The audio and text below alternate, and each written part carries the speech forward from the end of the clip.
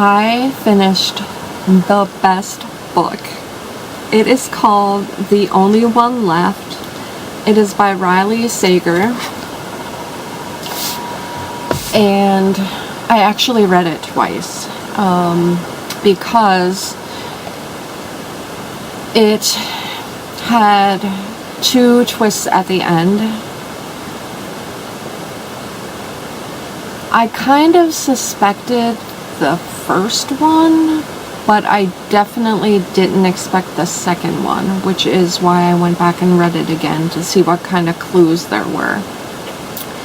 So this is what the back cover says, and I have to tell you, you have to read this. It is such a quick read. It is so engrossing. If you like suspense, thriller, drama, I really think you're gonna love this. So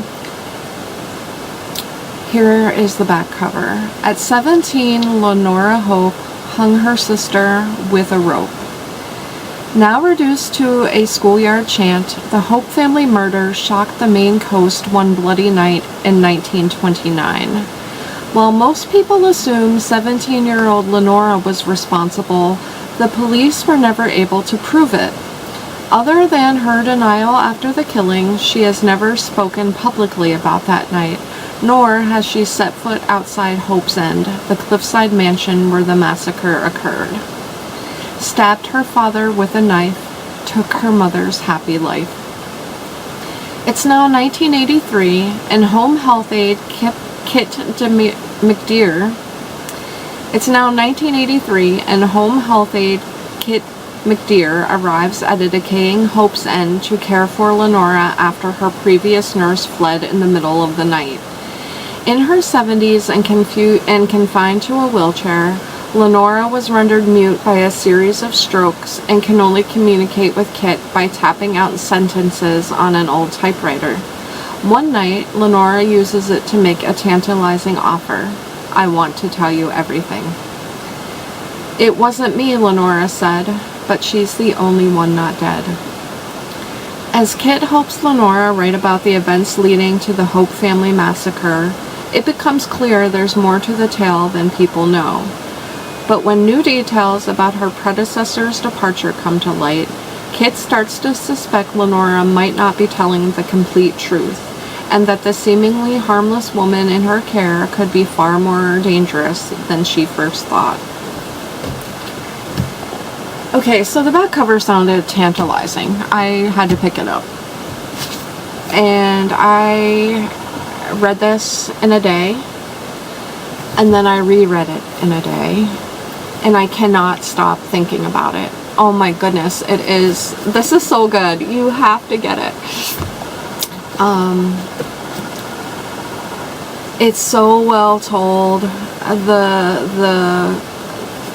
The way it's written, the clues, they're just so well intertwined. I can't say enough good things about this book, honestly. So I highly suggest The Only One Left by Riley Sager.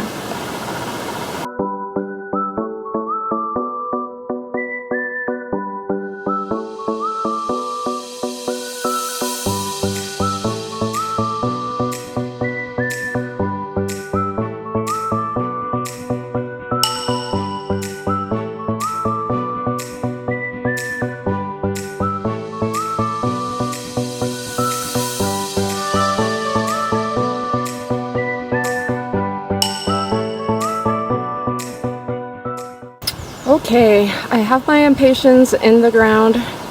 Now I just need to water them in. So I'm going to do that. My mother always had impatiens, and in memory of her, I plant impatiens. So I'm gonna just do my watering, and I will see you later.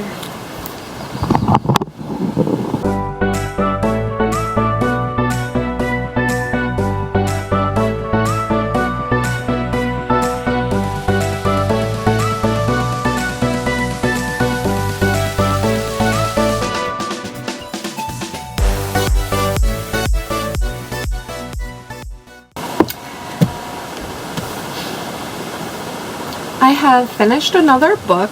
It is by Angela Marsons. It is called First Blood. This is what the back cover says, and then I'll tell you my thoughts. In the darkness of a cold December morning, Detective Kim Stone is about to meet her team for the first time. The victim of her next case is about to meet his killer. When the body of a young man is found in a secluded woodland area of the Clent Hills, a small town outside of Birmingham, England, Kim and her new squad rush to the crime scene. Searching the victim's home, Kim finds a little girl's bedroom and a hidden laptop. But where is the child? And why does the man's own sister seem relieved that he's dead? As Kim begins to unearth the shocking truth about the victim, her team spots a disturbing resemblance to the recent murder of another man. Both men had dark secrets, and Kim discovers a link to a women's shelter. As a child of the care system herself, Kim knows all too well what it means to be vulnerable. Could the shelter be the key to cracking the case? With the killer about to strike again, Kim is in deep water with a rookie squad. Can Kim pull her crew together in time to catch the killer before another life is taken? This time, one of her own could be in terrible danger. This was really good. I really enjoyed this. I read it pretty quick. The link to the women's shelter had me thinking that the killer was someone else entirely.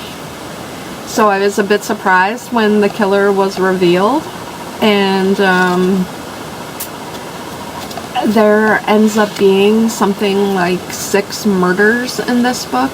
A couple of them were in the past, and the team finds some of this information out because the medical examiner remembers cases from, you know, past cases that he has worked on. I thought it was well written. Like I said, I read it in about 24 hours, so it was pretty engrossing. I just got myself involved in it and just carried along with the investigation. I liked the blending of the characters. So this is a series. There's a Kim Stone series, so I might have to look into that because I really, like I said, enjoyed First Blood. So I'm going to take a walk now before it starts raining again.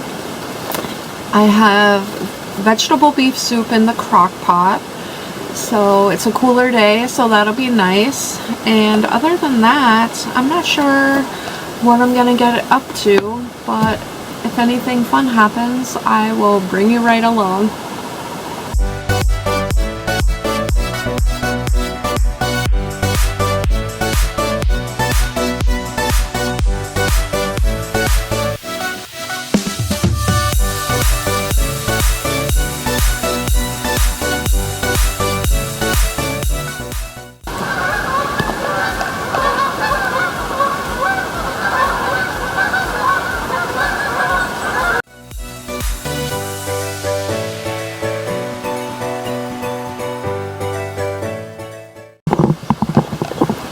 I'm taking a walk to the recycling bin. It's starting to drizzle, but I don't mind. Kind of like the rain. I've been watching some YouTube. I recorded some AA daily reflections to get ahead because I schedule those to run at 6:30 in the morning, so people can kind of use them if they wish to start their day. Oh, there's a truck coming around the corner.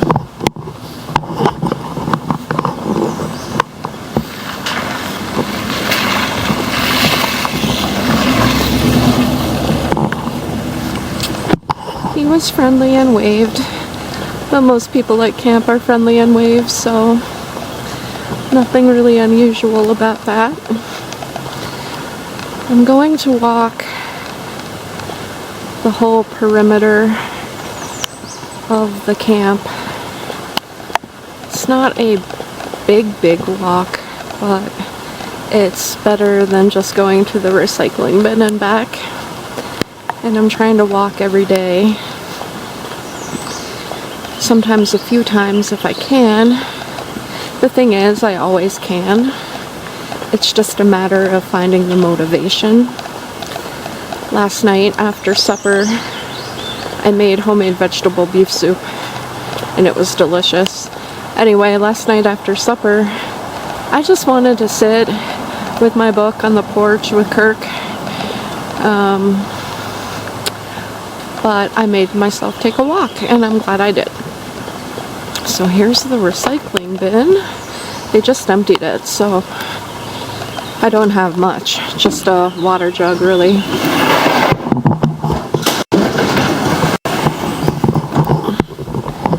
And now I will continue with my walk.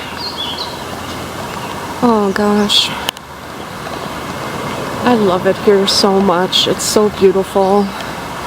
We are so blessed to live where we live.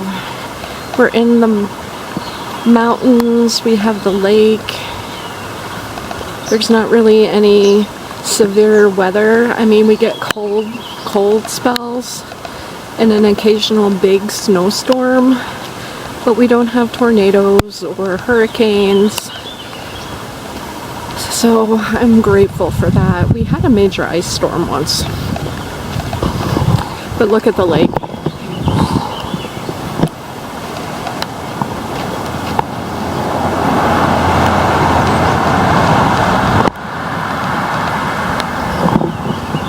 Isn't that gorgeous?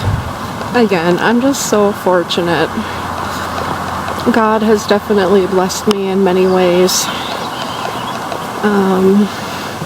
More ways than I can count.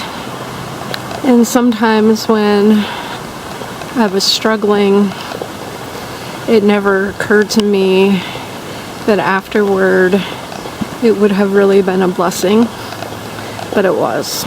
So try and remember that. I think it's important, because otherwise I think it's easy to just get sucked down in the day-to-day little problems and challenges, and I just don't want to live life with that kind of an attitude that life is working against me.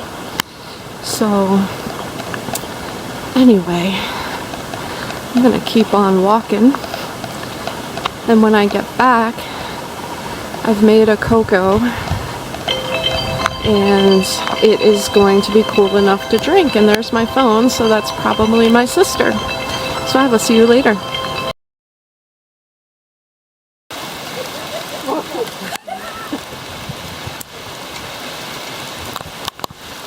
Yeah, we're getting a storm. Yes, this is hail. Crazy. Hi there, everybody. I have finished another book. I am on a roll this week. I just finished John Sanford's Secret Prey, which is a Lucas Davenport novel. I'll read you the back cover and then I'll give you my thoughts. A wealthy banker is dead, shot in the chest during a hunting trip. There are many reasons for him to be killed and many people who would do the deed. But who did? Lucas Davenport has an idea. But this routine murder investigation is about to turn into something different. A cat and mouse game with a killer who does not hesitate to take the fight to Lucas himself and those he loves.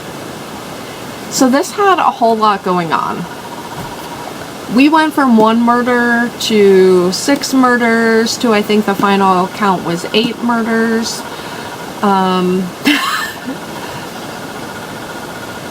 He had an idea of who the culprit was. The culprit ends up dead, or the person he suspected of being the culprit ends up dead. It again, there was just so much going on here. There were a lot of moving parts and pieces, but it was very enjoyable.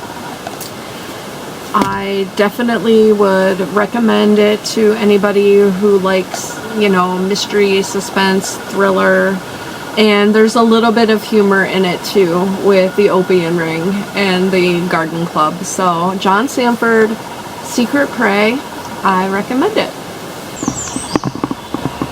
Well, I am taking a walk, assessing the roads to see if I can take a bike ride. They're not bad. There's some muddy spots, but I think I'll be okay. I am going to end this week's vlog here. Thank you so much for joining me this week. I have no idea what we are going to get up to in the next week, but if you come back, I'm sure that you'll find something interesting. Well, maybe not. I'm actually not that interesting. But anyway, thanks for your support. Keep coming back, and I will see you next week.